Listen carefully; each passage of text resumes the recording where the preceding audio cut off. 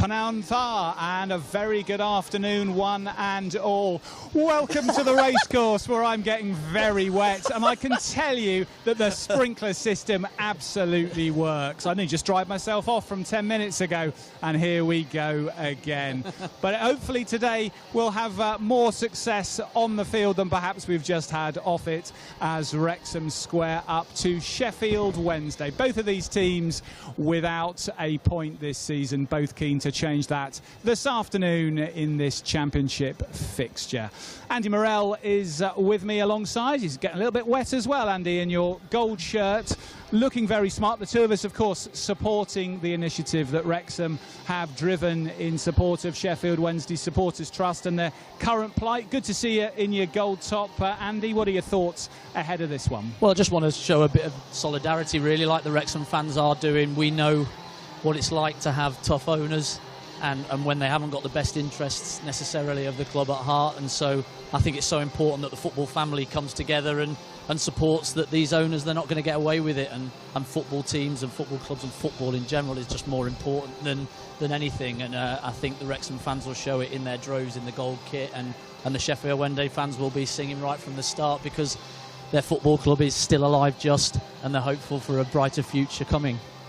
Certainly a big day for both clubs here, on and off the field. Let's take a quick look at the Wrexham team, and then we're going to be joined by Wrexham's Chief Executive Officer, Michael Williamson. But we'll just take a quick look at the Wrexham team, so you're informed on the starting 11 this afternoon. It shows two changes from the team who played against West Brom last Saturday. Ryan Longman comes in for Ryan Barnett at right wing back. The other change, Nathan Broadhead getting a start in attack alongside his international strike partner Kiefer Moore, with Josh Windass, we found out this week, out for the next 4 to 6 weeks with his hamstring injury. So two changes for Wrexham. New signing Callum Doyle has his place on the bench. We'll come back to the Wrexham team and continue our look ahead to this afternoon's fixture in just a few minutes' time, but we've got the opportunity early on Matchday Live this afternoon to be joined by Wrexham Chief Executive Officer Michael Williamson. Michael, thank you very much for joining us on the show. I'm very glad in your nice three-piece suit, Michael, that we kept you away from the sprinklers. The timing was good, because I was sure I was going to get soaked. These gold shirts dry out quickly. Gatorade's good enough once, to get dunked on, but I could avoid getting wet from the sprinkler system. So. Did you ever get that out of your suit from the end of last season, or was it a write-off? Yeah, I think that was a loss. Fair enough. Unfortunately. The white shirt. I saved the jacket, but the white shirt, done. That's gone and dusted. Well, collateral damage as part of a bigger victory. Well worth it. Well worth it. I'd do it again. Good, I'm sure. Let's hope you've got the opportunity to do so. Perhaps we'll start, Michael, by talking about the pitch. We've seen the sprinklers ourselves in action today, but more seriously, the surface, the new dugouts that have gone in over the summer. A huge amount of work's been done over the summer here at the ground. What have been your reflections on how well that work has gone? Yeah, no, credit to the entire staff here. Honestly, the operations, all the workers that we had in here over the summer. Normally in an off-season you might have 1 or 2 projects that you do in a stadium. I think we had about 15 going on at the same time, and not small ones, right? So you can see this pitch is absolutely gorgeous. Stitch pitch, it's beautiful. Underground heating system, proper drainage.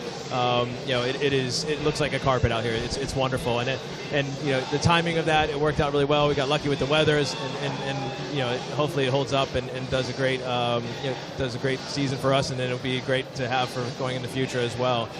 In addition to that, we put in some TV gantries to be able to be UEFA compliant, and we had a double broadcast last weekend's match, which was insane. I think we had 10 trucks, out here in the where the old cop was, temporary cop was, and then 2 broadcast booths. It was quite a scene to see, and of course the dugouts moved.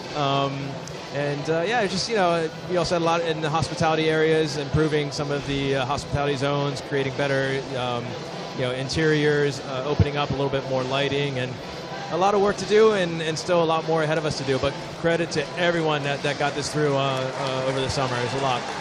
And now I guess, Michael, with all that work completed, all eyes will go onto the COP and the timings, and people I'm sure will be itching to see when they can first see the foundations, the initial stones going in.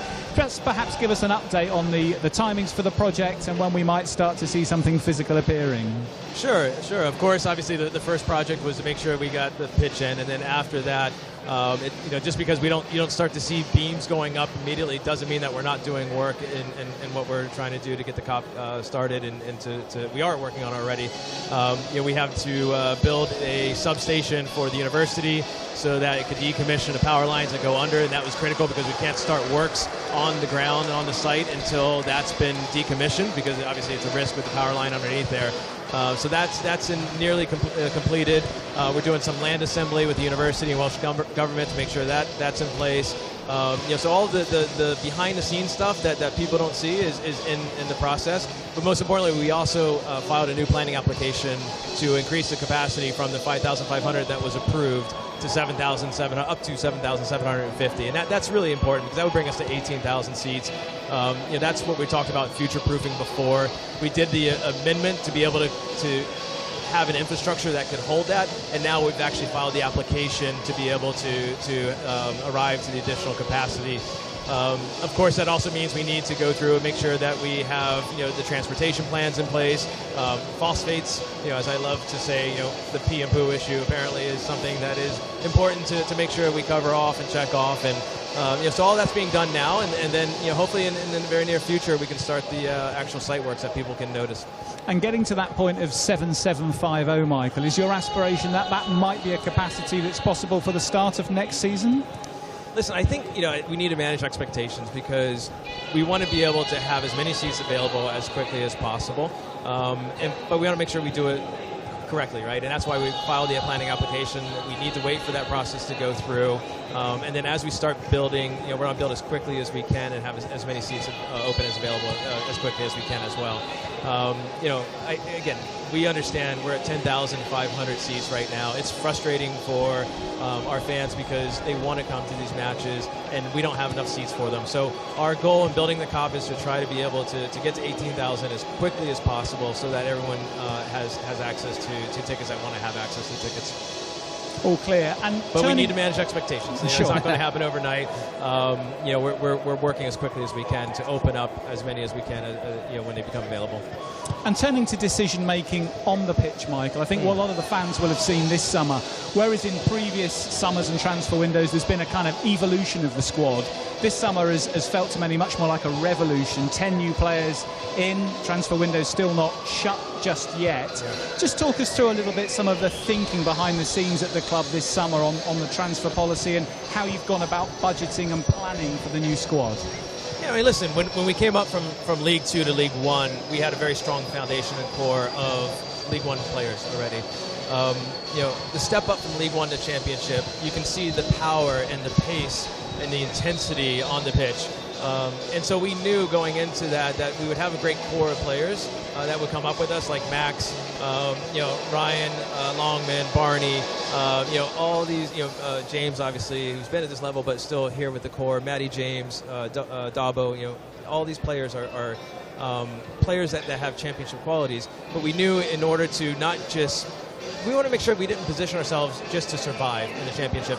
We wanted to make sure we position ourselves to be competitive and try to build the foundations to thrive in the championship ultimately, right? So to do that, we understood that we need to bring in experienced players with quality that have played at the championship level, that have the understanding of the speed, the pace, and that's what we've done. We brought in, with Kiefer Moore, Wendos, you're bringing in Broadhead, obviously O'Brien, Danny Ward, Kakachi, who has obviously very strong, he wasn't in the championship but playing in Serie A, has that kind of power and pace and intensity in him.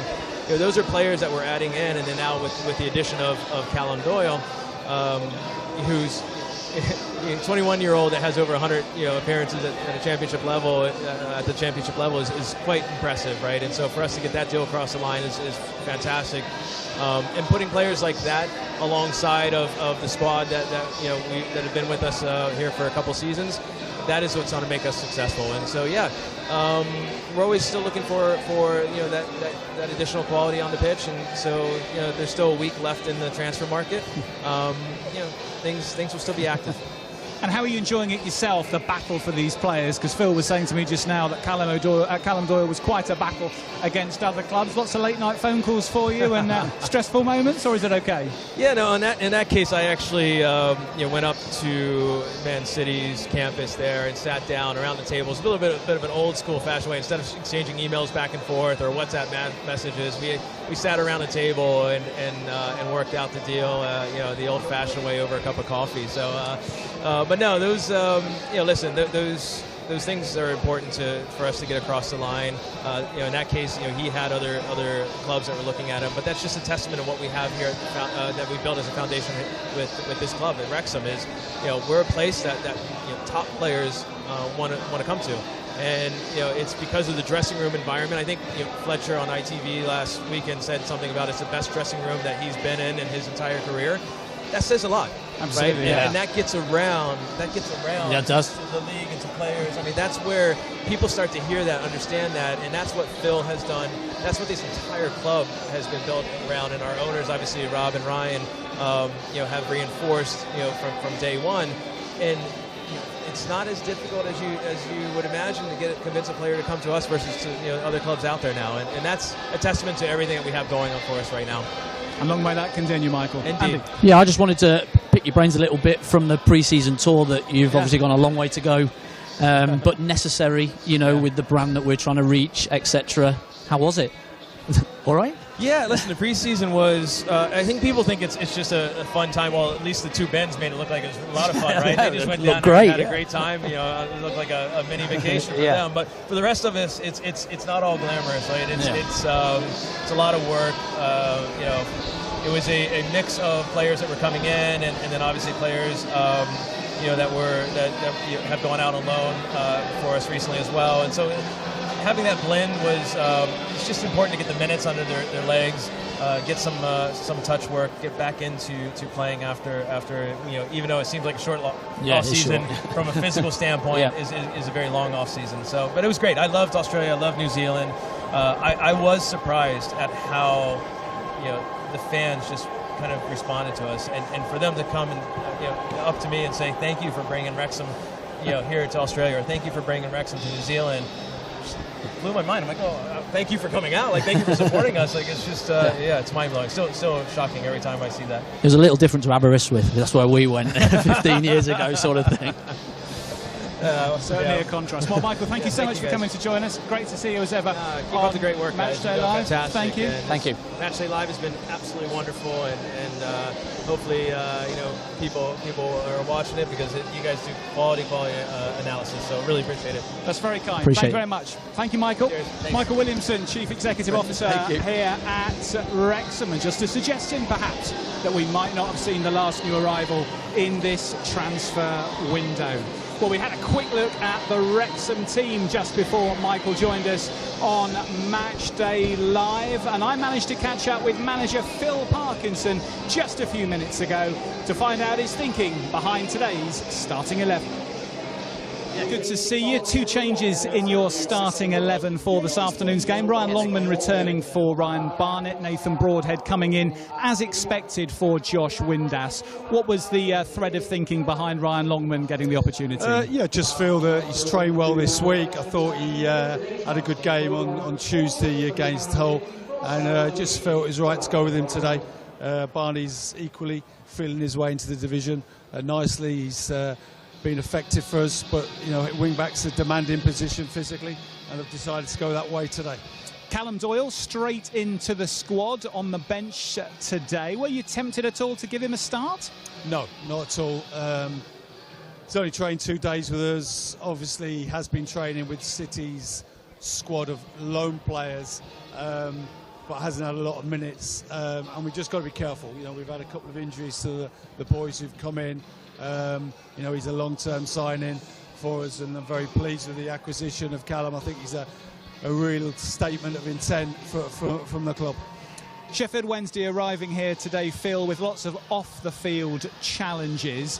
What does that change in terms of the mentality for your side today to try and still be professional when you cross the whitewash? Yeah, I mean, that's not going to impact the game. I think our mindset today is to improve on the performance against West Brom. And we spoke about it, we're in the game, a lot of good things, but we had a good meeting with the boys on Tuesday, and the areas in the game we feel we can improve on. I'm looking forward to seeing us take our game across the 90 minutes onto another level today. We've gone through all 3 games we've had so far this season, and yeah, we've been in games and we've done okay, but we don't be that team who does okay but then concedes sloth goals. And if you concede one, we've got to make sure we have more resilience in and around our box, and we've gone through the goals we've conceded. Some of the attacking plays have been really good. We look a threat. We've got to make sure in the final yard, whether it's staying with your runner or it's blocking across, stopping a cross coming in, that we're a lot better than we were last week. But listen, the lads are adapting the division, and today's a great challenge for us. Phil, thanks for... Wrexham manager Phil Parkinson giving me his thoughts just a few minutes before we came on air on Match Day Live this afternoon. Andy Morrell is with me. 2 changes then from Phil today. Andy, we knew Josh Windass wasn't going to make it with that 4 to 6 week absence with the hamstring problem, so Nathan Broadhead probably an expected alteration. But Longman for Barnett, was that one that you saw coming? Well, I think they're 2 fairly obvious ones that you can make just to freshen it up. Broadhead obviously came on in the game last week. Windass missing this week. It's an obvious one to put him in again and give him another go. Surprised they might have played him in midfield and left one of the Smith or Hardy up front, but he's decided to go with the 10, with Kiefer Moore, and then one off a little bit, which he's gone with for the previous 3 games. The Barnett one, they flick-flacked at the end of last season anyway, so I think they were always going to look to do that this season again. It just makes sure that they're on their toes and they're fresh to go whenever needed, and so it's Longman to start, and Barnett will probably come on with 20 minutes to go just to freshen things up. So both more than obvious choices, if you like. Sheffield Wednesday, of course, with all sorts of problems off the field at the moment. It's been a tumultuous summer for the club. Clearly, lots of unhappiness on the way the club is being run at the moment. They've only got 12 senior players, but Henrik Pedersen making 4 changes this afternoon from the team, beaten by Stoke. Do you think that will have surprised Phil Parkinson a bit? I wouldn't have thought so, because I think that they're just trying to catch up with minutes. They've had 0 pre-season. I think they've had 1 game in pre-season, so they're just not got the minutes in their legs, and so they've gone 3 games off the bat, if you like, and then I would have thought it'd just be to freshen things up a little bit, maybe an injury here and there that they've picked up because they've had no training, and so they've put bodies in where they can to just fill spaces more than likely, but they'll all want more minutes, if you like, and they're all ready to go. They're such a young squad, but that first 11, it's not bad, and these are the games that everybody expects us to walk in here and just do, go and win comfortably and see the game out. And it's not that. I've been in a team that were backs against the walls, so and you come out fighting and swinging, and that's what I fully expect from Sheffield Wednesday. So we're going to have to be at it today. Yeah, that's the risk, isn't it, from a Wrexham perspective? One of the new faces in the squad today, Callum Doyle, recruited just this week. Let's have a look at him now in a little bit more detail, because Doyle is a young player signed from Manchester City, only 21 years of age, but he has already, despite his tender years, racked up almost 100 appearances in the Championship at Norwich, Leicester, Coventry and Sunderland. So he started very young. He hasn't had his opportunity at Manchester City. He's going to get that here at Wrexham. He looks, Andy, if you were kind of doing a perfect signing on paper, he's come through arguably the leading club in the country. He's already played for his country at under 19 and under 21 level, but he's already got 100 Championship experiences under his belt. He's a left-sided centre-back where perhaps we need a little bit extra experience at this level. He looks a really good piece of business. Yeah, I think it's a brilliant signing for us, because I saw him at Coventry when he was a couple of years younger, and he looked a really good prospect then at 19, and he's gone and played an extra 45 games, 43 I think it was last year at Norwich, and I think that is the type of signing. We're looking for experience, but we're also looking for a bit of youth and legs, and he just ticks all those boxes, and he's worth something. He's an asset that moving forward, we have a couple of seasons with him, who knows what he could be worth. And so I think that's certainly something that they've looked at. We spoke to Mike before about that transition from League One to Championship, and I think it's legs, I think it's experience, and we've got that in abundance in that one signing. I thought it was interesting, Andy, that Phil was so vehement in saying, no, I didn't even consider him to start today. He's only had a couple of training sessions. I mean, so many times players will be brought in and put straight into the side, and you could argue, well, Wrexham have conceded 8 goals in 3 games, put him straight in. But is that a sign, do you think, about the way that Phil thinks about his method and his structure and wanting to make absolutely sure that there's no risk to that, even if on paper he's got a player on the bench who would perhaps strengthen that side? Yeah, I think so. I think at the back it's a different kettle of fish to just throwing in a striker, you know, because you just hope that they'll go and do and create that moment that you need, whereas at the back it's a little bit more relationship orientated, and you need to understand where your players are around you a little bit more. So I think that's probably the only reason why he has done, and also you just don't know where his fitness levels are at the moment. So, but it'll be a big boost to everybody to stick him on the bench and have him there if needed. And of course, when he gets going, he played with Connor Cody and with Danny Ward at Leicester City, so some of that initial chemistry and communication you'd hope was perhaps preloaded. Yeah, and Nathan Broadhead's played in Wales with Wardy and Kiefer, so these relationships are so key to bedding these lads down quickly and getting them in the team and playing at their best. So let's have a look at the battle of the dugouts today. Phil Parkinson squaring up to 47-year-old Dane Henrik Pedersen. Pedersen, who was at Sheffield Wednesday for the last couple of the seasons as assistant coach to Danny Roll. Roll left the club as part of all of the difficulties during the summer. Pedersen stepping forward to take that number 1 position and looking for his first 90-minute win. His side did beat Bolton Wanderers in the Carabao Cup on penalties a couple of weeks ago. They now face Yorkshire neighbours Leeds in a tasty tear-up this coming midweek, but they've lost both their games in the Championship. But really, Andy, I think these two managers at the moment will look across at each other, and it's a question of the have and the have-nots. Phil, of course, spent time earlier in his career at Bolton Wanderers, working under similarly near impossible circumstances that Pedersen is facing now at Sheffield Wednesday. Players not being paid, staff not being paid, transfer embargoes. And Parkinson, of course, has now got the opportunity to go and bring in a Callum Doyle, a Nathan Broadhead, seemingly pretty much whatever he wants in terms of strengthening the Championship squad that he is now assembling. How do you think that might affect the mindsets of the two managers going head-to-head today? Well, first and foremost, Pedersen has just got to deal with the cards that he's got. He's the one that took the job in the first place, knowing that it was pretty incredible, impossible task that he's got on his hands until something happens, you know, off the pitch. And Phil Parkinson has other pressures, which are, can you make the step up? Can you spend the money that you've been given wisely and make sure that that isn't wasted into players that aren't going to perform at the level? And so both bring... It's not a question of no pressure, it's different pressure. Absolutely. Expectation versus arguably little expectation. Absolutely. Yeah, and I think Pedersen will have that group and he'll be saying, listen, nobody expects you to do anything this season so far. We haven't got a clue how we will turn out. We've just got the players, we've got the kids coming in, so just go and be free, go and play. And that pressure and that release of these players going out, if you're a 20-year-old and you would normally have no chance of playing in the Championship, you can go and play and get some appearances and some experience and really forge a career, if you like, from this opportunity. So that's the danger of just taking these games so lightly, you know, whereas the other pressure is, can you spend that 8 million, which is a ridiculous amount of money for a club like Wrexham, from the past history of the past 20 years, 40 years, whatever it is.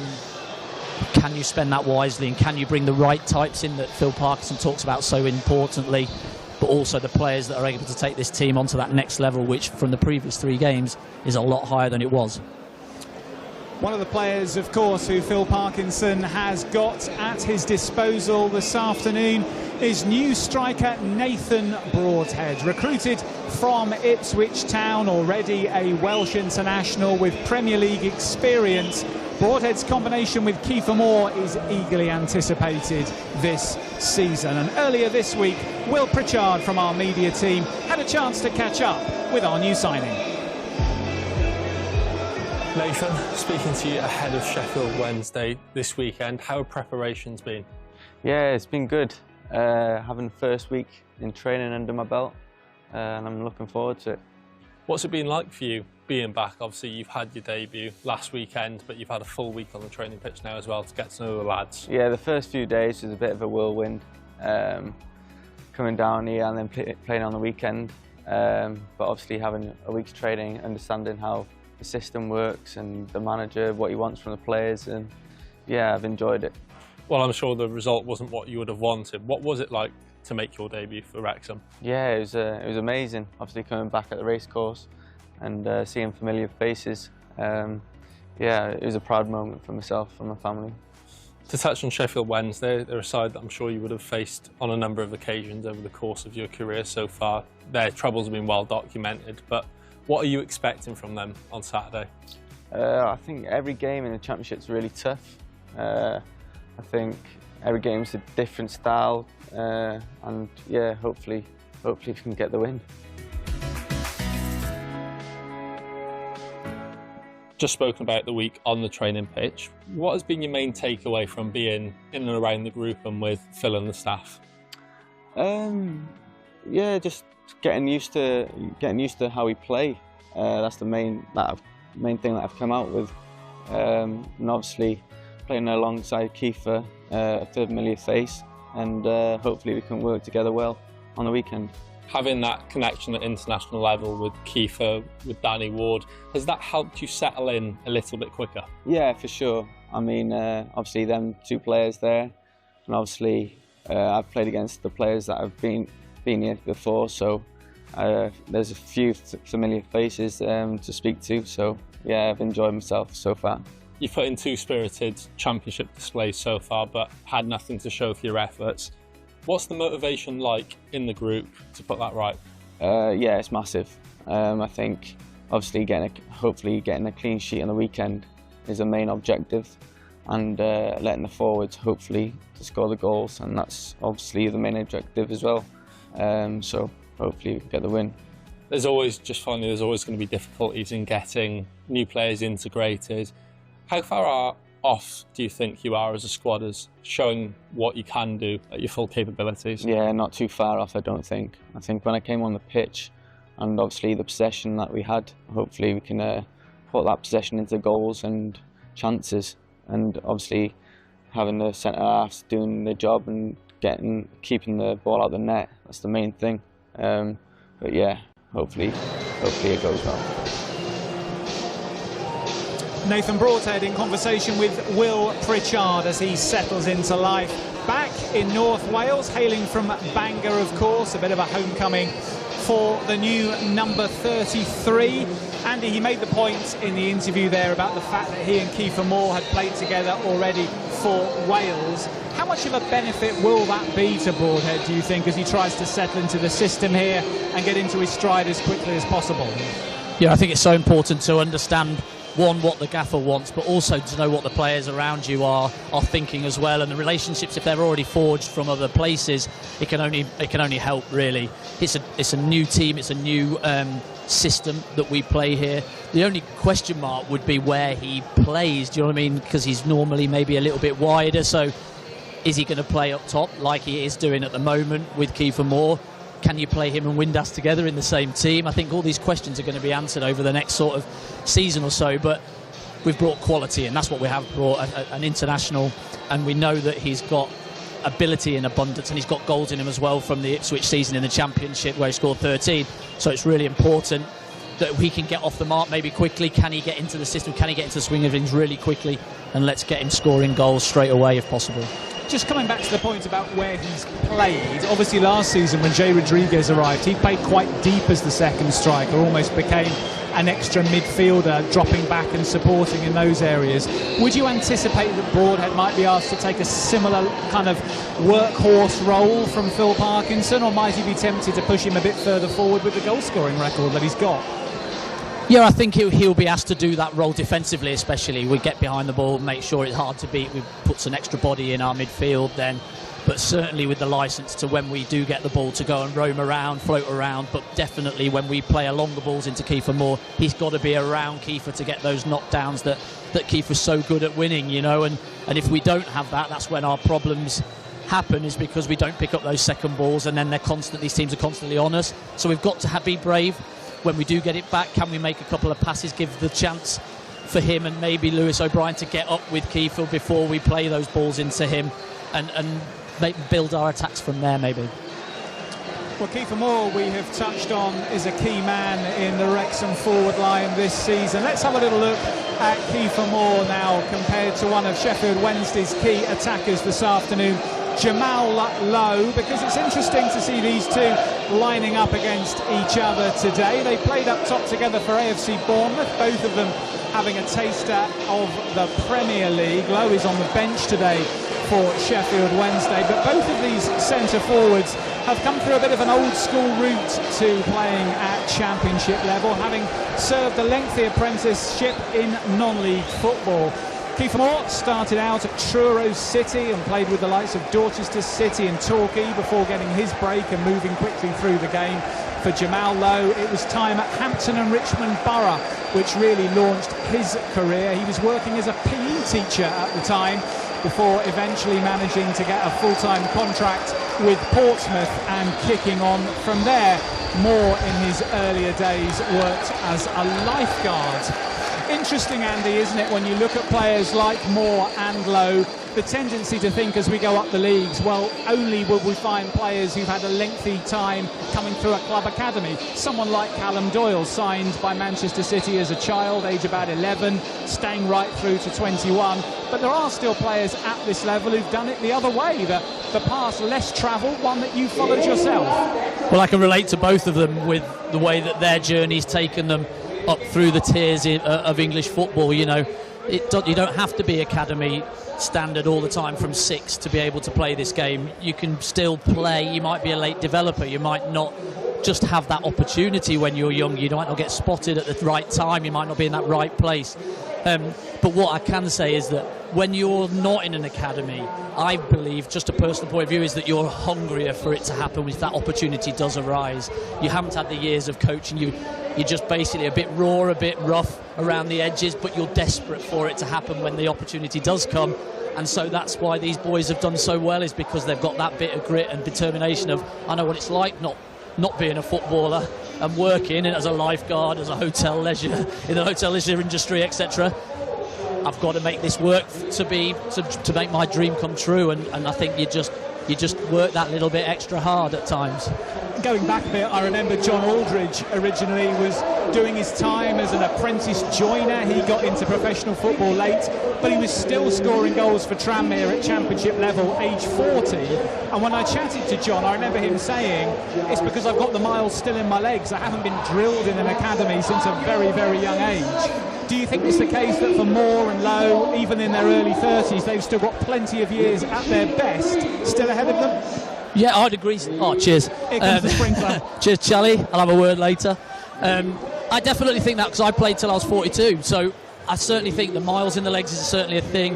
At 33, I think Kiefer Moore, he looks more mobile than I've seen him for a while. He looks fit, strong, powerful. So certainly these players can go on and have even more years of a career than maybe if you do have all that academy coaching, training, constant asking of being at the performance of those standards from early on, when you're not playing for fun, which is the whole reason for me. I played the game was for fun, and I just happened to get paid for it at the end. And so these lads, yes, hopefully they can go on and have a few more years than they would have normally had from those academies. Building up to kick-off then here at the Stoke Kairas, 10 minutes before we get underway, and we'll be back to continue that build-up to kick-off after this short break.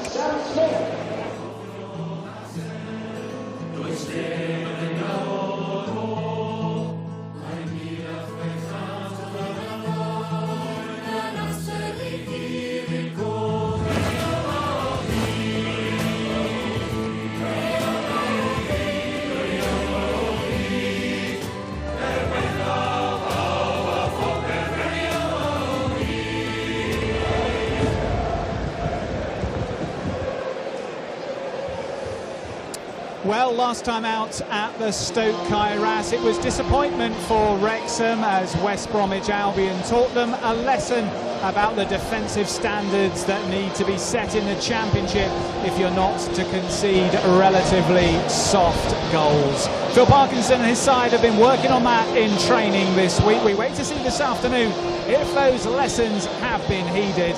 Let's have a reminder, though, of how things played out here 7 days ago. Second-tier football returned to the Stoke Kai Ras on Saturday for the first time in 43 years, but Wrexham weren't able to make it a celebratory occasion. The first 20 minutes was fairly even, but visitors West Bromwich Albion then took the lead. Isaac Price sweeping the ball home after a Tom Fellows cutback. Josh Windass was forced off for Wrexham on the half hour with injury, enabling Nathan Broadhead to make his debut. And Phil Parkinson's side levelled 3 minutes before half-time. Lewis O'Brien volleying home beyond Josh Griffiths to send the racecourse into raptures. Wrexham were much the better side for the early stages of the second half. New signing Broadhead going twice close to taking a Wrexham lead, but it was the visitors who were able to do that in the 74th minute. Jed Wallace's low finish past Danny Ward following good work from sub Mikey Johnston, giving the advantage to the Baggies. And that gap was 2 goals 7 minutes later. Isaac Price with his second of the game, this time with his head from close range. Once more, Johnston the provider.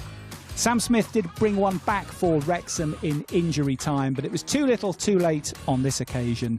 No fairy tale ending this week. Wrexham beaten by West Bromwich Albion by 3 goals to 2.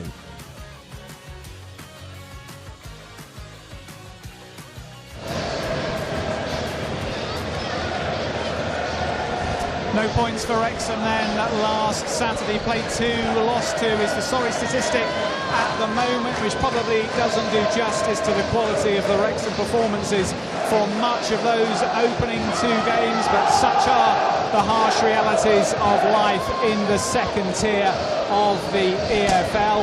Andy, as the players prepare to come out this afternoon, Sheffield Wednesday fans are here in good numbers. You experienced similar circumstances to those that the Wednesday players and management are currently going through in your time at Wrexham. What learnings did you take from it? Well, it's tough. People can't pay their bills, etc., and that can bring your morale right down. We had it as Dino left and the transition to myself taking over because we had to, really, more than anything, when the off Jeff Moss and things were really tricky. And what you have to try and do is just put that to one side. It's really hard when you're not being paid, but if you can put that to one side, it actually does galvanise the group. We became loads closer than we normally would have been. We were trying that little bit harder for each other, not for anybody else, for each other, and that took it out onto the pitch as well. And it just showed that we were, as a group, we were together and united, and the fans were right behind us as well.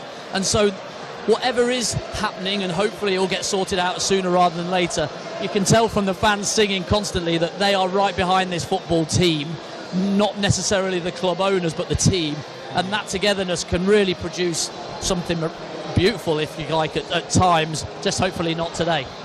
And you and I, of course, can well remember when so many clubs rallied around us in our darkest days. Brighton in particular, absolutely, were absolutely superb. And if I look round the stadium now, the number of gold shirts that I can see in the stands being worn by Wrexham fans today, really fantastic to see after Rob Mack's kind gesture to offer the money made. It's a on brilliant the sales. gesture from the club and the club owners, and from our fans as well. We know what it's like. We've been there and done it, and so we can stand side by side with these other football fans and really protest that these owners can do one. The substitutes just starting to make their way across. The players will be out in a minute or so. Sheffield Wednesday conceded in the first minute in the last game. Andy, how important is it, do you think, for Wrexham to get on the front foot really early today against a team with so many struggles as we've been discussing? Well, if I was manager, that would be exactly what I'd be stressing. Get out on the front foot, go and win those second balls, go and win those aerial duels, go and be that battering ram. Right from the start, let's turn them round, let's put full pressure on them and not let them breathe for that first 15 minutes and really try and get ahead in that bit. If you do that, then it can certainly calm some of their optimism, if you like, on this pitch. And if we can do that, then we'll be certainly on for a decent result today. And just looking at the Wrexham approach today, it looks very much like 3-5-2 again, but with 9 substitutes on the bench this season, it is going to give Phil Parkinson the chance to vary it if he wants to and needs to. And he was saying pre-season he's under no illusions that the 3-5-2 system that he's gone with pretty much throughout his time here will need to be adapted more often this season. Yeah, I think so, but he's got so many options, good options as well on the bench. It's a ridiculously deep bench, and he's also got the change where Broadhead could go into midfield and we could put a second striker on, so we're a definite 2 up front. There are things he likes to go to the diamond, doesn't he, if we go to a back 4 as well. So he's certainly got plan Bs if needed, but I think today's first and foremost is outrun Sheffield Wednesday, outbully them and just go for them right from the start. Danny Ward retains his place in goal. Do you think Phil Parkinson might have thought that one over a little bit, or do you think that's a question of sticking with an experienced keeper despite that goal going in at his near post last week? I think it would be rash to change it so soon after 3 games. I think it's unfair. He's picked him as his number 1. I think he's got to show a little bit of backing really to Wardy, and Wardy's got to repay that with his performances. Yes, he's probably let a goal in on Saturday that he should save. He knows that. I spoke to him on Wednesday about it. He'll be just got in to try and just be a better today, and hopefully a clean sheet to take us off. Okay, if you haven't sorted your pass for iFollow this afternoon, head to wrexhamafc.co.uk/live. That will give you all the options you need, and you can hear Andy alongside Mark Griffiths on commentary. We'll be back here, same link on YouTube, with all the half-time reaction. So we'll see you in around about 50 minutes time. See you then.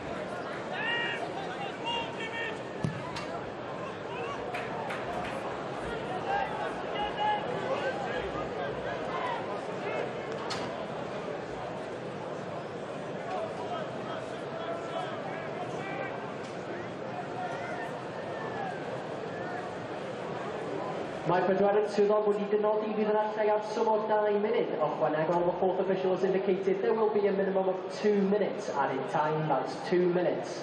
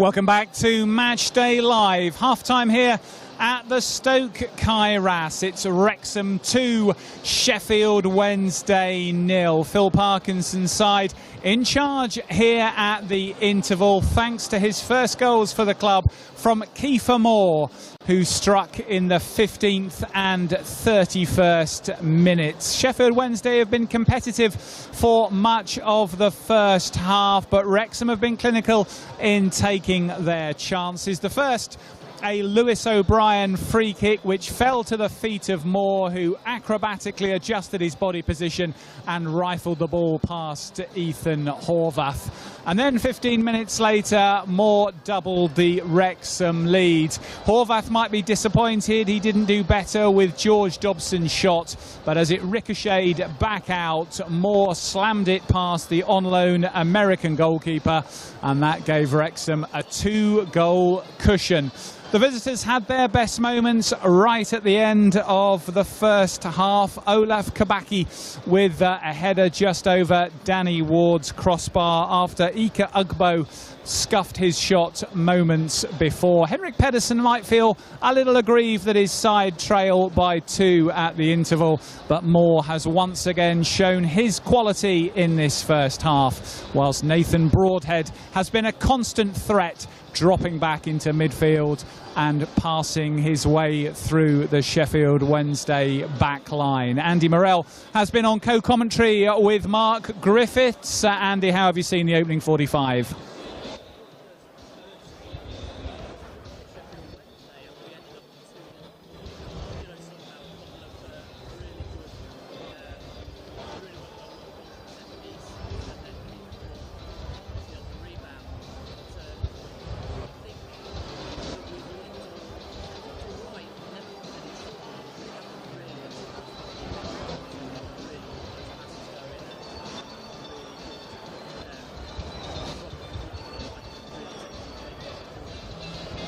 I think we might have had a bit of an issue on Andy Morrell's mic there, and just for those of you who might have missed Andy's comments, Andy stating that for the first half an hour it was pretty even, and Wrexham was struggling to really penetrate Sheffield Wednesday, but taking their chances has been the difference between the two teams. It's been quite open, Andy, hasn't it, in the middle of the pitch? Quite a lot of space, particularly for Nathan Broadhead to work in.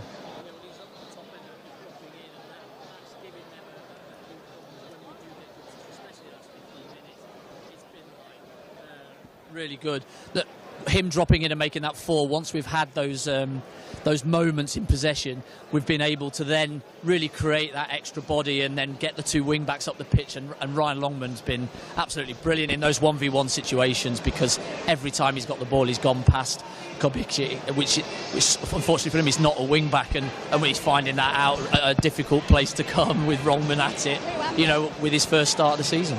Sheffield Wednesday have had their moments. They've struggled to create clear-cut opportunities, Andy, but they had a couple in the space of 60 seconds at the end of the half. They're not out of this. 2-0 can be a dangerous lead in football, and certainly showing threat. The chance right at the end for Olaf Kabaki, which went over the bar. Yeah, and he should have done better, really. And these are the moments. We've not had a great deal of good play in that first half an hour, but the 2 chances that came our way, Kiefer Moore's just taken them, do you know what I mean? And maybe a keeper mistake, could have parried it elsewhere rather than straight down the middle, but Kiefer's on it and ready to go. And I love those types of goals, because it's 4 or 5 a season that you can just get for following a ball in. But then yeah, right at the end, maybe just took away. Longman's just lost his man behind him, and he's got to make that. He's got to, won the contact, just got to head it down towards keeper, make Danny Ward make a save, and it obviously flies up over the bar. And so the 2 moments we've had, we've taken, and the one that they've had, they haven't done. And I think that's pretty much a snapshot of our season. You know, the moments we spoke about in both boxes are so important. And Kiefer Moore could have had a hat-trick downward header which was scrambled away off the line, but he'll be sitting in there at half-time thinking, I've got 2 already, there's a hat-trick out there for me today. Oh, he'd be rubbing his hands going, just put the ball in the box any chance you get, because I've got the run on them. Play forward early, because we had a couple of chances as well where he's made his run and just gone a little bit too early for the pass that was coming. you know, if we can get that right, then he's going to get another couple in this second half as well, and the others will be looking as well and saying, this is a chance for me. Broadhead, can I get off the mark? You know, can I get a few more assists? Longman and McLean, can we get up this pitch? Can we put a really good second half performance on?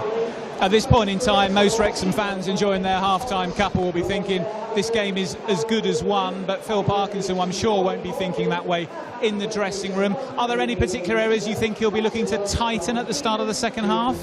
So when we had possession in Cody and he played it out to Brunt, what they've done is they've pushed him out onto that left-hand side, onto his left foot, which he's not quite as comfortable as his right, and they're sort of trying to pen him and getting him to play down that wing. Can we, once he's come in there, can we maybe turn out, play with Wardy because he's really good with his feet? Can we go out the other side? Hopefully the space will be out there, and our second goal actually comes from having 7 or 8 passes of going in one side, going into Kiefer, going into a couple of others, then coming out the other side, and then Dobson gets all the space to get his shot off. So half-time here at the Stoke Kairas. It's Wrexham 2, Sheffield Wednesday 0. So Wrexham halfway perhaps to their first points in the Championship this season. Well, before we got back underway a couple of weeks ago, Wrexham, of course, had an exciting trip down under, both to Australia and New Zealand. The first team had the chance to get some important pre-season match practice in, but for our community team there was also plenty of work to do whilst they were in Australia. Head of Community Jamie Edwards takes up the story. So we brought a team of coaches out to deliver soccer camps across Australia. We've delivered to both boys and girls. We've been grateful enough to have Ben Tozer and Ben Foster getting involved as ambassadors as well, and really just started to connect Wrexham with the local community we're in at the moment. It represents what Wrexham Football Club is. It's not just a first team, it's not just a women's team, it is the club as a whole. And to see some of the foundation staff out in Australia delivering football at different junior clubs around Australia is something that's going to make us all proud, because it's what we actually wanted to achieve when this whole journey started. I think the whole experience has been amazing. To go out in the communities and see all the different communities and all the different cultures as well within the communities, like the Greek, the Macedonian ones, the English communities. They've been fantastic, you know, the different age ranges, boys and girls, and they've just got so much energy for it as well, you know, they absolutely love it. Just seeing the smile on the kids' faces has been, it's been amazing. All the coaches that are here, they've been doing it, they've been top class, they've been the real heroes, I swear, they're the ones that have been doing it day in, day out. We've just been turning up and adding like a little bit of a gloss to it, probably stealing their thunder a little bit as well, to be fair. The camp's been unbelievable. Different ethnic groups, different cultures. It's been amazing to be able to experience their ways of life, not just playing football, but the clubs have welcomed us in like a family, like going to a family barbecue. I really wanted to know what our experiences are like, and then obviously sharing theirs as well. I've grown massively as a person over the last week. I think my confidence has grown. It's been a great experience for me and my self-development. The whole 4 days that we've done and the 8 sessions have been absolutely brilliant, and for the foundation and everyone that's associated with it have been absolutely brilliant, and this guy's absolutely brilliant as well, who's waving his flag, and I think that kind of just sums it up. It's been a really successful trip. A busy period spreading the Wrexham way throughout the camps in Australia on the recent pre-season tour. Ben Tozer and Ben Foster returning to help spread the word of Wrexham across the continent. Andy, we were catching up with Michael Williamson pre-match, and you were asking him about that tour, and it was clear to me that Michael was overwhelmed really with the level of support that has been built down under. When we look at the continuing evolution of the club, you wonder how that can be further developed, don't you, over time, and how there can be a continuing presence in Australia and New Zealand to further leverage that. What do you think some of the ideas might be just as the players come back? Well, I just think they're looking to expand their brand and touch as many players and small, kid players out there that they can really. Yeah, it's great to have some former players around and taking them out and their stories of past and how they've got in their careers will really just embrace everything that Wrexham are trying to do and pushing it out across the globe, if you like. It's mad how the reach is so big, and long may it continue. In the foundation boys, Jamie and the foundation does such a great job taking it from pretty much a tiny thing, just growing this thing to be global. I think there's a lot of plans as well to make it even bigger and better, so hopefully we can see our reach just expanding, maybe Asia, America again, all sorts. Certainly the world is Wrexham's oyster, and long may that continue. So the players are coming out for the second half. Wrexham 2, Sheffield Wednesday 0 at the interval. We'll be back here, same link on YouTube, to assess the second 45 in around about 50 minutes time. Can Wrexham hold on or in fact develop that lead and bank their first 3 points of the season? We shall see. Please join us in around 50 minutes. Bye for now.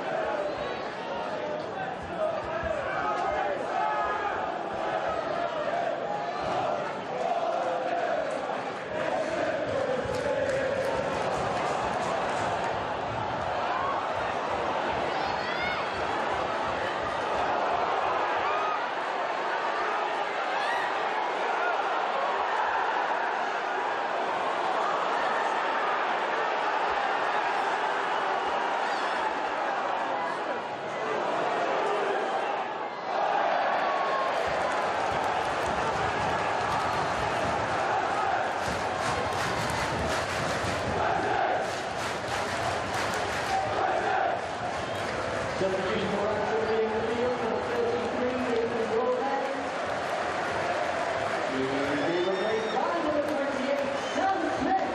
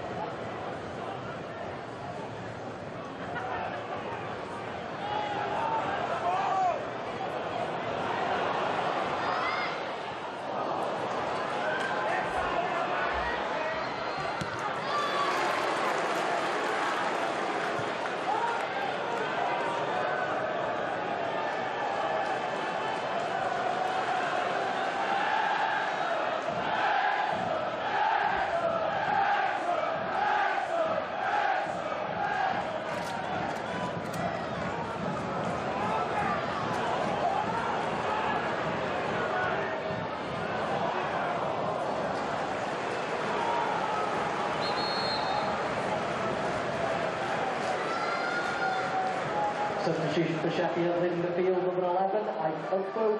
He's been replaced by number 9, Jamal Lowe.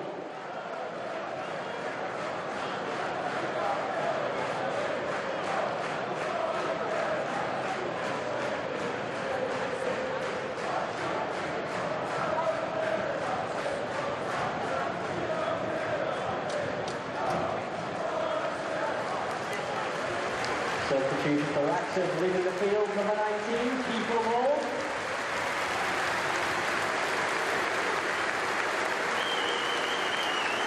He's being replaced by number 9, Ryan Hardy.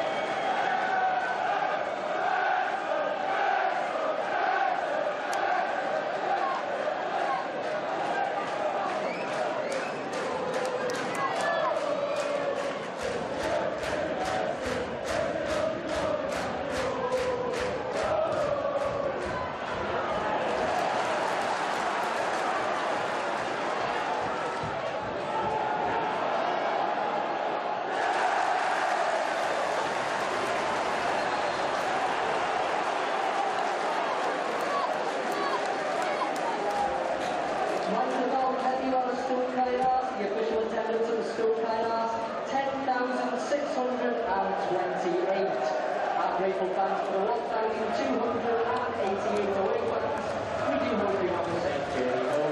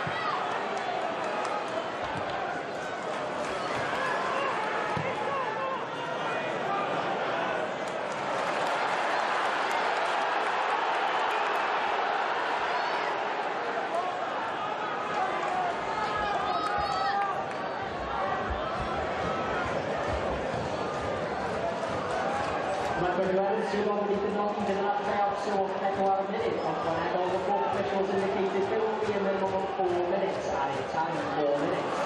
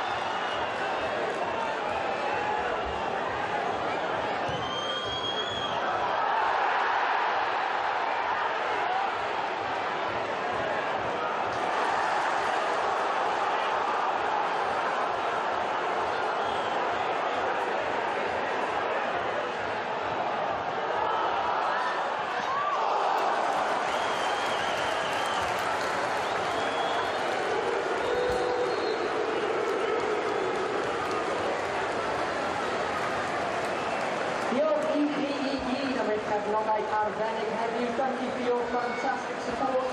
The final score for Stoke Caerars, Wrexham 2, Sheffield 2. You can cast your vote for today's Ibra Williams Travers Man of the Match on the Wrexham AFC Club website.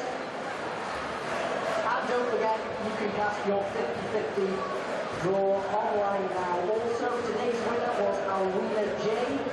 She's won £366. To claim your prize, please check your email.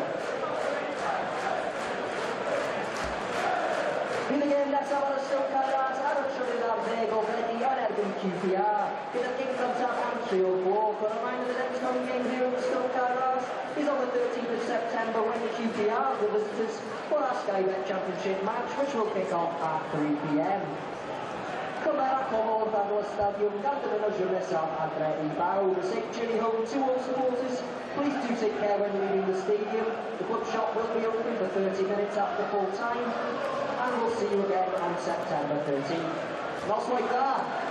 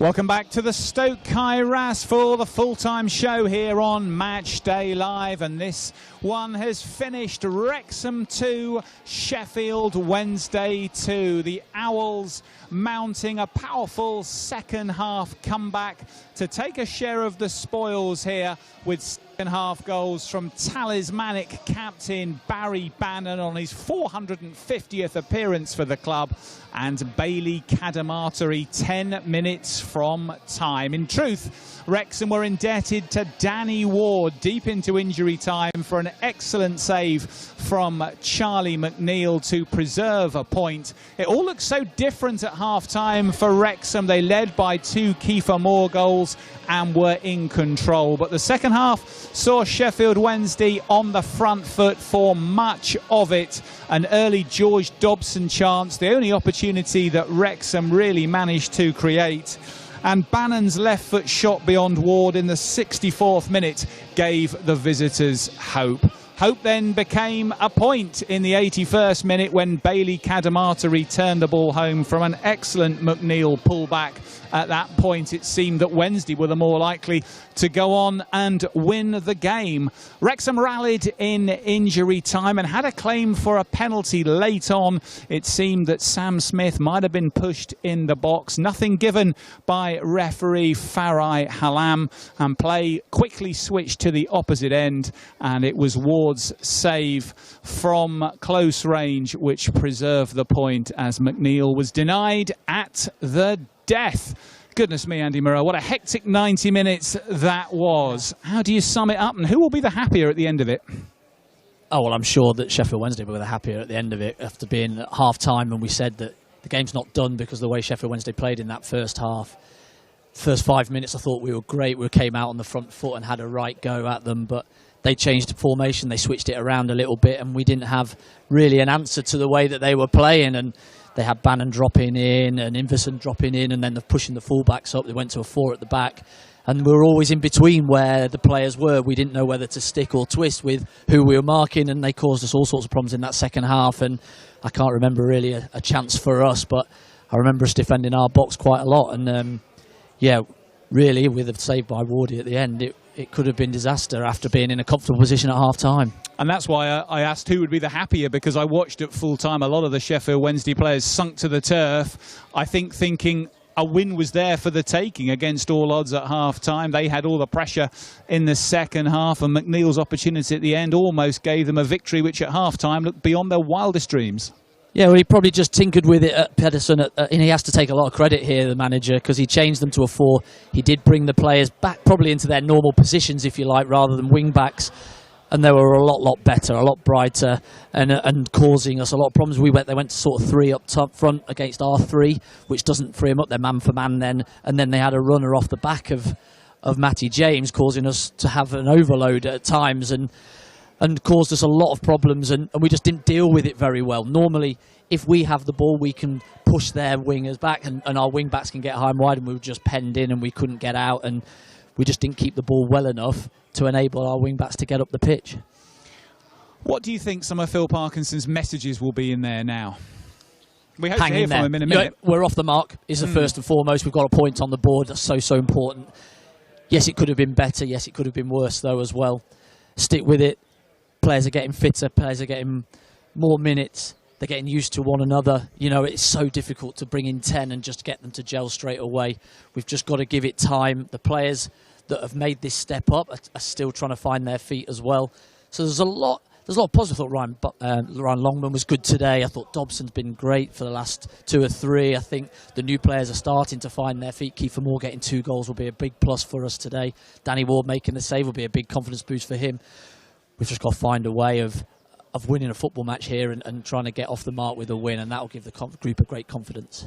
I guess from the fans' perspective, though, Andy, the concern might be that in the second half, Pedersen made a lot of tactical adjustments, as you've explained, and we got pinned back by those, but we didn't seem to have an answer to that. There wasn't an opportunity where something changed, or suddenly Kiefer Moore got away or Broadhead got away. And in the first half, Broadhead was dropping deep. He was picking up a lot of space, linking play well. Moore looked a threat every time it was played up to him. Longman was getting away down the right-hand side. And in the second half, we just didn't seem to have the weapons to hurt Sheffield Wednesday. What do you think there'll be the thinking around that from Phil? Well, I think in the past, when we've defended against the three, up against the three, we've been really brave, and if they've dropped in, we've gone really brave with it and gone in. We've conceded 10 goals now in 4 games this season, so I think that's playing in our mind that is it better just protecting what we've got and staying in, which causes you more problems, because then you don't know whether to stick or twist, you don't know whether to go in and pressure, and then you get caught in between, really. And I think that's where possibly we were at today. It took us by surprise, the change of formation, and yeah, we just didn't understand whether we were going to go tight and just be brave and go in, or whether just to sit back and protect the space, and that miscommunication has caused us our downfall today. You said to us before the game, Andy, looking back to your own experiences here at Wrexham when we were in not dissimilar circumstances to those Sheffield Wednesday currently find themselves in, that it can be quite liberating for the players. They can express themselves. Young players can think to themselves, well, we might as well go and have a go here. No one's expecting us to do anything. I think the Sheffield Wednesday fans are very forgiving to their team at the moment because of the plight and everything that's going on at the club. Do you think that was really kind of manifesting in the second half, that Sheffield Wednesday, once they got a foot in the game and particularly got that first goal back, suddenly thought, right, we've got nothing to lose here, let's express ourselves and see if we can get anything more from this? Yeah, well, I think at 2-0 down, you've not got nothing to lose, really. And so Bannon back into, when he gets that goal, it just lifts everybody. You can hear the fans, they were up, and they were brilliant, by the way, all game. They were sensational, right back in their team, even at 2-0 down, because football's bigger than a win or away from home. So they were great, but that did give them their lift, and we were just on the back foot then, and we'd never really had a passage of play where we were able to keep the ball off them and just take that pressure away from constantly defending. And we had a couple of opportunities in that second half where we were breaking, and we had 5-on-3 and we were having 4-on-3s, and we just didn't make that right pass. We didn't quite get it right to make it 3-0 and put the game to bed, and that they're always in the game if you don't do that. Nice moment around about the hour mark when the Sheffield Wednesday fans were singing, and the Wrexham fans all joined in around the stadium. I don't care about Deshfont, he don't care about me. All I care about is Sheffield Wednesday. And the Wrexham fans more than played their part in that. That was quite something on the hour mark. So 2-2 here. Let's have a look at the other scores today around the Championship. There was, of course, action last night as well. A drawn game between Derby County and Bristol City, but we've got the chance now to have a look at the other scores today around the Championship and see what's been happening in the other games that have taken place. Charlton Athletic beaten at home by Leicester City by 1-0. Very good win for Blackburn Rovers over at Hull City, 3-0 there. The victory there for Rovers. Swansea and Watford all square in South Wales. Birmingham City with a 1-0 win over Oxford United. Preston North End, who Wrexham travelled to in midweek in the Carabao Cup with a solid 1-0 home win over Ipswich. Sheffield United beaten at home by Millwall, where Wrexham head next Saturday for a tricky trip to the New Den. Stoke City backing up their excellent start to the season under Mark Robins with a 2-1 win at Southampton. Middlesbrough beating Norwich City by 2-1. That result coming in at the top of the screen there. West Brom and Portsmouth all square at 1 apiece, and we know the score here. Well, that's another excellent win for Stoke City, Andy, to go to Southampton and win. They've really started well under Mark Robins this season. Yeah, well, he's had a full pre-season to bring in the players that he wants, and he started where he's left off at Coventry. He had a brilliant time at Coventry in varying divisions, but certainly got them playing in a way that the fans used to love and adore, and he's certainly having that pre-season has helped him, and they've started off like a house on fire. On the opposite scale, you've got Sheffield United who can't buy a win, lost at home, and they were pushing and missed out on the playoffs in the last game. So this is how quickly football turns, and yep, we've just got to worry about ourselves and make sure that the next game we're bang at it. I'm sure on Tuesday the players will get a chance that haven't been playing many minutes to get more minutes and put a case forward for them to get into that starting lineup. it's always difficult, isn't it, so early in a season to draw conclusions when teams have only played 3 or 4 games, because there's so much settling in to be done, new players, new systems, new rhythms. Occasionally you get a team who have a flying start and stay out in front all season, but we've seen many times teams that make a bright start can fade away, and equally sides with a very slow start can come later on. So it's always a little bit dangerous, isn't it, to draw too many conclusions about teams setting the pace or teams to beat this soon. Maybe when they've played 10 games, perhaps a bit more realistic. Yeah, it's a bit more realistic. And the surprise packages sometimes get worked out. You know, by 10 games in, you can see systems and how they're playing and how they've got their joy so far. So that's certainly for the analysts and the managers to work out and go against it. And certainly when you play them in those first few games, you don't know that from history and watching them in previous games. So, yep, absolutely. Let's have a look at 10 games and let's worry about it then, because by 10 games you'd hope that Parkinson's fell on a system that suits the players that are playing it, for one, and the lads that are new to it, all 10 of them at the moment, have bedded in, settled in and are playing right at the top of their games. You mentioned a short time back, Andy, the goals conceded. Clearly that's 10 now in 4 games.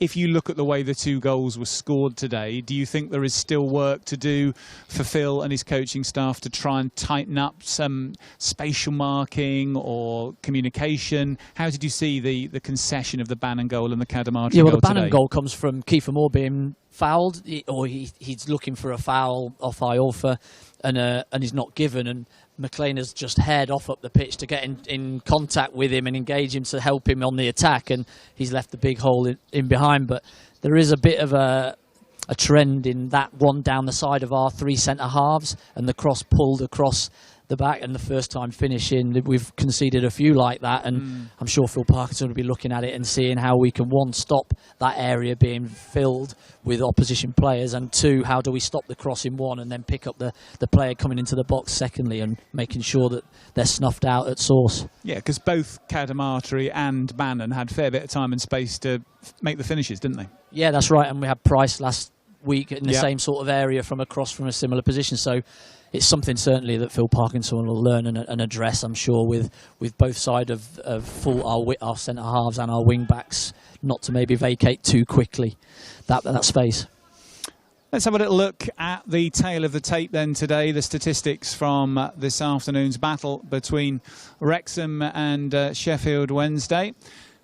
We'll have a quick look at that. I think we've got a chance for some reaction from the Wrexham camp coming very soon as well. So we can see in the Championship table there, Stoke City out in front, played 3, 9 points. Middlesbrough bang level with them, paid 3 and 9 points, setting the pace with 100% records so far. We'll take a look now at the bottom of the table.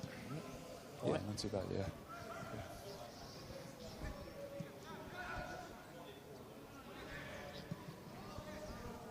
And there we see Wrexham moving out of those red relegation places with their first point of the season. Sheffield Wednesday also above the drop line. Sheffield United and Oxford United played 3, lost 3, not getting off to the starts that they would no doubt have wished for. But these are, of course, very early stages in the campaign. Delighted to say Kiefer Moore has come in to join us on Matchday Live this afternoon. Kiefer, welcome to the show. Thank you very much for coming to join us. Congratulations on your brace. I'm guessing you might have mixed feelings though right now.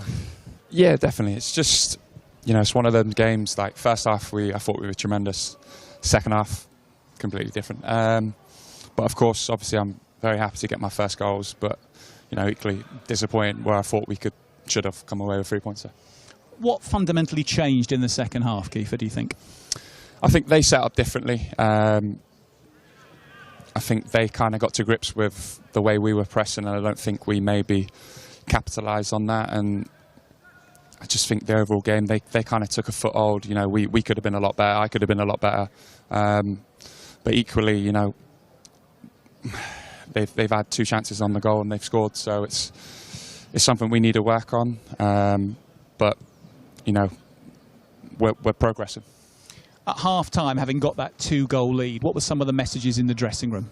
It was just to keep at it. You know, it's just not take our foot off the pedal, and you know, it's just one of them. We know that, you know, every team that goes 2-0 down is always going to have a reaction, and it's to, you know, what reaction can we give that reaction? And you know, I felt, you know, we didn't really justify that, and you know, for the result to be 2-2 in the end, it is very disappointing, but one that, you know, we can also, you know, hindsight, we can look back on and we can adjust that in the future. Turning back to the first half, it looked like you were really enjoying yourself out there, not just the goals you scored, but the space you had. Just talk us through the first goal that you scored this afternoon from the Lewis O'Brien free kick. What was your thought process as you were looking to find space and then have that opportunity land at your feet? Yeah, so I was just trying to, you know, just kind of like lose my marker and get a free run and head the ball. And, you know, I did head the ball, and luckily it's just come off the back of the defender. And then as soon as I saw it drop down, I knew what to do. So instinctive, really. And then the second goal, after George Dobson's shot was parried, I guess as your striker, you're always looking that when shots go raining in on a goalkeeper, you're ready to try and react to the ricochet. What was going through your head as that one came back out? Yeah, just to, you know, I knew there was going to be a shot on target, and like any good striker, you know, you follow in on everything. And, you know, lucky for me this time I followed in, and it kind of went in my path. Obviously I adjusted a little bit, but, you know, I think as a centre forward, that's what you need to do. And, you know, thankfully I got rewarded for today. We saw you in the opening game of the season at Southampton, Kiefer, pick up that injury late on. Are you now completely clear of that, or is there still some semblance still there? Yeah, I'm still. It's still there. Yeah, I wish it wasn't, but no, it's just one of them. It's not hampering me, but it's just niggling away, really. And now Nathan Broadhead has been recruited. Obviously, you know him through international caps and training camps together. How comfortable do you feel that you two have already got a bit of a chemistry that you can work from here at Wrexham? Yeah, very comfortable, yeah. Obviously, I've known Broadie for a long time now, and, you know, we played together at Ipswich as well. So, yeah, it's lovely. Of course, we can still be better, and when, you know, each and every single day in training, we're looking to improve and to tighten up and to really get close and you know, I think there was a couple of moments today where we linked very well, and I think we just need to see more of that, really. And yeah, it's about getting in their positions to really see the best of us. At full time today, a number of the players slumped to their knees, looked exhausted on both sides. Was that an indication of how much everyone had put into that over the 90 minutes? Yeah, of course, yeah. I think if you look at our running stats, it would have been a lot, especially when, you know, first half maybe predominantly it was all us, second half predominantly it was all them. So the second half was all running, and like I said, I think we've got a lot to learn from that, and we all learn from that. And just finally, Kiefer, is the view in the dressing room now a sense of positivity that you're off and running with a point, or is there a big sense of disappointment that it could have been 3? I think it's a mixed bag. Of course, having a 2-0 lead is very disappointing to concede 2 goals. But ultimately, you know, this is a new side. A lot of new people have arrived to this club, and it looks like we're taking time to gel and bond. But, you know, progress with a point on the board. You know, being optimistic, we're getting there. Perfect. Well, Kiefer, thanks very much for joining us. Really appreciate you taking the time. Thank you very much. Wrexham striker Kiefer Moore joining us on Match Day Live this evening, getting off the mark with his first 2 goals for the club this afternoon. 2 in the first half, which looked to be setting Wrexham off on their road to a win. But Sheffield Wednesday showing plenty of spirit in fighting their way back. Not many people you have to look up to there, Chris. There isn't, is there? Oh, I mean, he's massive. Yeah, certainly a big target man in every sense. I can see Phil Parkinson's in the vicinity, Andy, so we'll bring Phil in. I'd have loved to have been in that just tall. a second. Yeah. Oh, it'd have been amazing. It's a good weapon to have in your armoury, isn't it, Andy? Yeah. And he does well. He's always looking to get into that back post position, and as he does with the first goal, he reacts really well to it. As he's falling away, he hits it. Right, gentlemen. So, you're right. Yeah. Phil, thanks very much for coming in to join us. What's your overriding emotion in the dressing room after today? Very good first half. I thought we were excellent, but it's about sustaining performances, adapting to change on the pitch. But if you look at the first half, we had good control with the ball, and the possession stats will suggest that. And the second half, when we've come under pressure, we need to get off the ball and make passes and take the sting out of the game.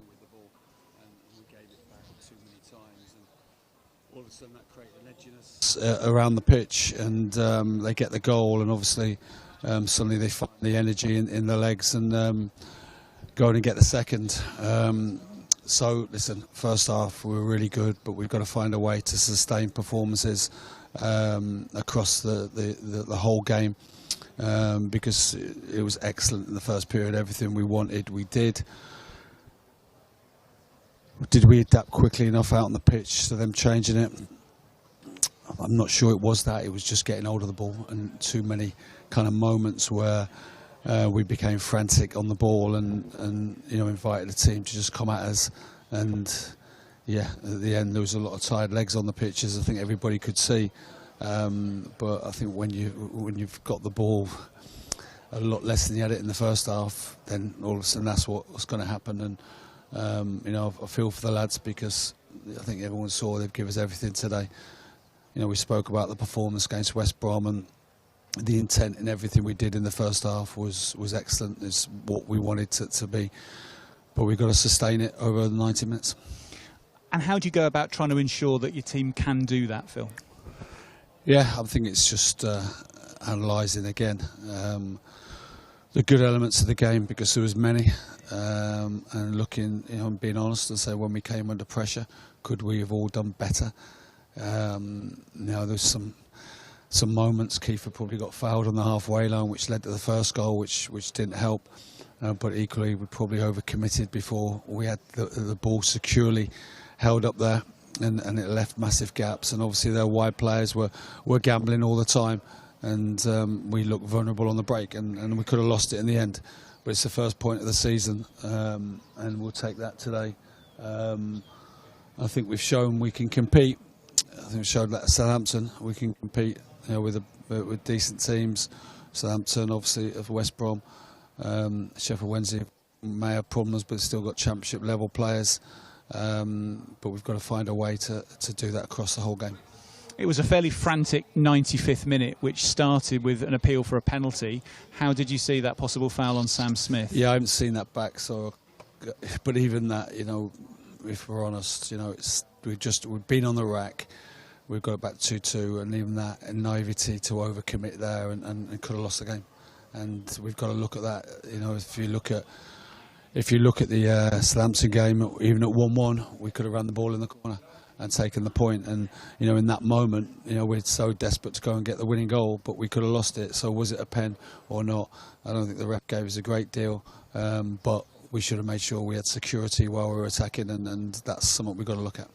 As you look to try and bed in so many new players, Phil, is there an opportunity on Tuesday night to give more time for combinations, or do you think you'll look again at giving other players in the squad opportunities like you did against Hull City? No, definitely got to give players game time. You look at the lads that are out on the feet today, keepers, ankles sore.